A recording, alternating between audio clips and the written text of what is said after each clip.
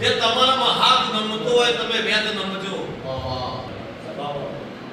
પણ જેને તમારામાં બરાબર તમારા દેવની અંદર બરાબર વિશ્વાસ કરી તમારા દેવની અંદર બરાબર અવશ્ય થશે.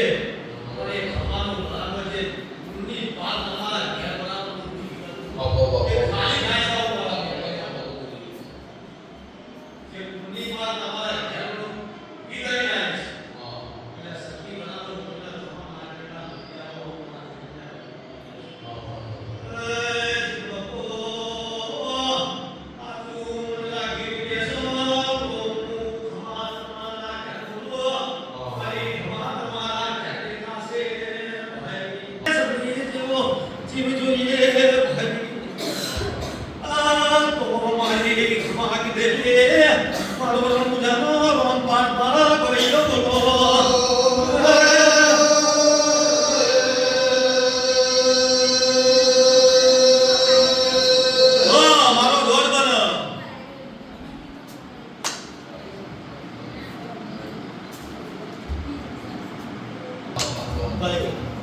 મારું આટલું બોલેલું જો યાદ રાખશો તો મારું લખેલું બરાબર મારો ડોલ બાપર મારો બધો ચોટે લખી નાખશે.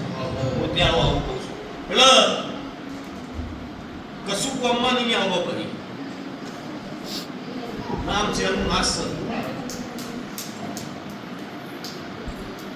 નામ છે એનું લઈને જજો દીવા નહીં ધારા લઈને જજો કે પાછલી તમારી વજવળ બાબત કે મારા બાપનો દીવો બરાબર